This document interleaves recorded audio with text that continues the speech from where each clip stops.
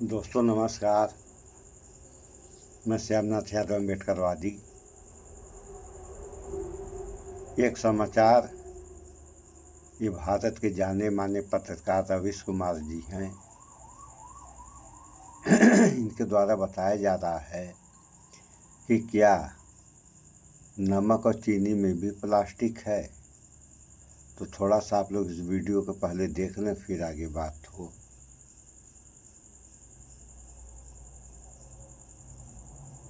नमस्कार, मैं रवीश कुमार। अब अगर नमक खाने से ही कैंसर होने लग जाए, दिल का दौरा पड़ने की वजह बन जाए, वजन बढ़ जाए, तो इंसान कहाँ जाए।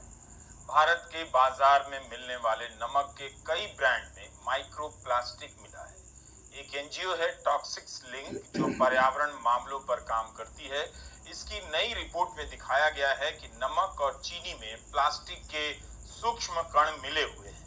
इस संस्था ने बाजार से कई ब्रांड के नमूने लेकर जांच की है। चीनी और नमक में माइक्रो प्लास्टिक पाया गया है। अगर आप इस तरह के नमक और चीनी खा रहे हैं तो आपके स्वास्थ्य पर किसी न किसी तरह असर पड़ेगा ही। इस अध्ययन में 10 प्रकार के नमक का परीक्षण किया गया है, जिसमें टेबल नमक भी है, सेंधा नमक है, समुद्री नमक है और स्थानीय कच्चा नमक भी शामिल है। इन नमूनों को ऑनलाइन प्लेटफॉर्म से खरीदा गया और बाजार से भी। नमक के 2 नमूने और चीनी के 1 नमूने को छोड़कर बाकी सभी ब्रांडेड थे, यानी कंपनियों के थे। इनके नतीजों में सभी नमक और चीनी के नमूनों में फाइबर, छर्रे, फिल्मों के टुकड़े सहित विभिन्न रूपों में माइक्रोप्लास्टिक की उपस्थिति पाई गई है। इन माइक्रोप्लास्टिक का आकार 1 माइक्रोकॉन से 5 मिलीमीटर तक देखा गया है। इससे खतरनाक और क्या हो सकता है कि आप नमक और चीनी के बहाने प्लास्टिक के सूक्ष्म कण खाए जा रहे हैं। इस पूरे मामले पर शोध करने वाली एनजीओ संस्था टॉक्सिक्स लिंक के एसोसिएट निदेशक सतीश सिन्हा ने कहा है, हमारे अध्ययन में सभी नमक और चीनी के नमूनों में पर्याप्त मात्रा में माइक्रोप्लास्टिक्स का पाया जाना चिंताजनक है और मानव स्वास्थ्य पर माइक्रोप्लास्टिक्स के दीर्घकालिक स्वास्थ्य प्रभावों पर तत्काल व्यापक शोध की आवश्यकता है। माइक्रोप्लास्टिक क्या होता है? प्लास्टिक के बारीक कणों को माइक्रोप्लास्टिक कहा जाता है, जिनका आकार 5 मिलीमीटर से लेकर 1 माइक्रोमीटर तक होता है।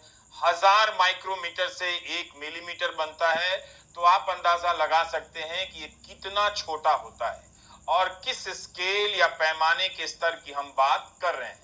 इन्हें आंखों से शायद देखा भी नहीं जा सकता।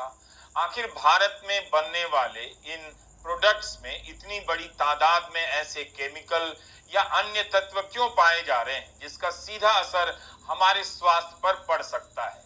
टॉक्सिक्स लिंक की रिपोर्ट में लिखा है कि हमारे शरीर के विभिन्न अंगों जैसे सिर के बाल, लार, थूक, फेफड़े, गुर्दे आदि में माइक्रोप्लास्टिक कण पाए गए हैं। इसके अलावा स्तन का दूध, प्लेसेंटा, नवजात शिशुओं में तिल्ली, गुर्दे, रक्त और वीर्य के नमूनों में भी। हमारे शरीर में 3 प्राथमिक मार्गों से ये प्लास्टिक के कण प्रवेश कर सकते हैं: निगलने से, सांस लेने से और सीधे त्वचा के संपर्क से। इस रिपोर्ट में सारा ब्यौरा दिया गया है कि कैसे और किस आधार पर जांच की गई है। वैज्ञानिक शोध और सोच यही है कि सबके सामने रख दिया जाए, जिससे कोई भी इस प्रणाली को देख सके, समझ सके और इसमें कोई शोध हो तो बदलाव कर सके। इसी से विज्ञान हर तरह के फालतू भेदभाव से ऊपर। तो सुन लिया आप लोगों ने। ये हाल है। अभी कुछ समय पहले ऐसा सुनने में आया था, मतलब पब्लिक कह रही थी कि चीन में प्लास्टिक के चावल बन रहे हैं। और ये जो समाचार अभी आप लोग सुन रहे हैं, ये भारत की कहानी है। अब आइए, अभी कुछ समय पहले, जहाँ तक हमें उम्मीद है 17-18 में, भारत ही नहीं पूरी दुनिया में इतना शोर मच गया था प्लास्टिक को लेकर के कि जैसे लग रहा था कि अब प्लास्टिक का नामो निशान खत्म हो जाएगा। बावजूद आज के समय आप समाचार आप लोगों के सामने है कि नमक चीनी में भी प्लास्टिक के तत्व पाए जा रहे हैं। तो सवाल यही पैदा होता है, चलिए चावल की बात तो मानी जा सकती है कि चावल पीस करके उसमें प्लास्टिक मिला करके फिर चावल बना दिया जा सकता है, लेकिन चीनी और नमक में कहाँ से प्लास्टिक आ गया? तो ये हमारा अनुमान है, जो हम बता रहे हैं अभी हमारा अनुमान है कि जैसे कोई भी सामान अगर प्लास्टिक के बर्तन में या प्लास्टिक के थैली में रख दिया जाए, प्लास्टिक की बोरी में रख दिया जाए, तो उस प्लास्टिक का तत्व जो सामान रखा गया है उसमें नहीं आ सकता है? आएगा। कैसे आएगा, इस बारे में हम बताएं आप लोगों से। नियम जो कहता है, इस पे हम दोस्तों आगे भी वीडियो बनाए हैं और वही अब थोड़ा सा दोहराना पड़ रहा है कि 3 धात ऐसी हैं जिन धात में पानी नहीं पीना चाहिए, खाने की बात तो अलग है। इन तीनों में प्लास्टिक, अल्मुनिया और स्टील, इन बर्तनों में खान पान इंसान को नहीं करना चाहिए। ये सिवाय हानिकारक के फ़ायदेमंद नहीं है। तो यहाँ गिलास लेकर के उसमें पानी रख कर के पिया जाए तत्काल, वह भी हानिकारक है।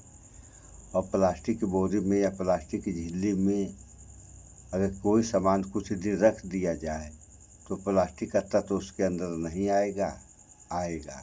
और उसकी जांच जब होगी तो वही प्लास्टिक का तत्व जो आया है वही अपने को ये शो कर देगा कि मैं, यानी प्लास्टिक इसमें है। तो इतना शोर मचा था भारत में कि प्लास्टिक, अब लग रहा है कि जैसे ये तो बात थी दुनिया में, बहरहाल भारत की बात की जाएगी कि यहाँ पर इतना हल्ला मच गया था कि कोई दुकानदार या कोई ग्राहक प्लास्टिक की थैली अगर लिया हुआ मिल जा रहा है तो उसको 2 प्रकार की सज़ा मिलेगी। शारीरिक तो मिलबे करेगी, आर्थिक दंड भी उसको दिया जाएगा।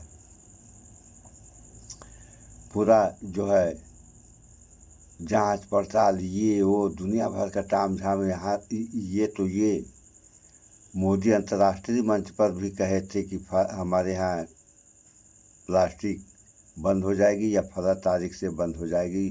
बंद क्या हुई, आज तक चल रही है और ये चलती रहेगी। बंद होने का तो लग रहा है नामो निशान नहीं आएगा। और प्लास्टिक अगर बंद नहीं हुई तो बहुत बड़ी बर्बादी प्लास्टिक से है। अगर प्लास्टिक बंद कर दिया जा रहा है तो पुरानी व्यवस्था पहले जो थी, अखबार या कागज़ के खोखे बनाए जाते थे, 1 पाव, आधा किलो, 1 किलो, 2 किलो, 5 किलो। तो व्यवस्था आए तब कुछ सुधार हो, और सुधार के साथ साथ कुछ लोगों को रोजी रोजगार भी मिलेगा। और प्लास्टिक से आप लोग देख ही रहे हैं नुकसान, तो नुकसान ये 100 साल तक नहीं जो है गलने वाली चीज़ है। तो नुकसान और रोजी रोजगार पर भी इसका बहुत बड़ा प्रभाव पड़ा है। तमाम गाय जो है प्लास्टिक खा कर के परेशान हैं, कितनी मर गई।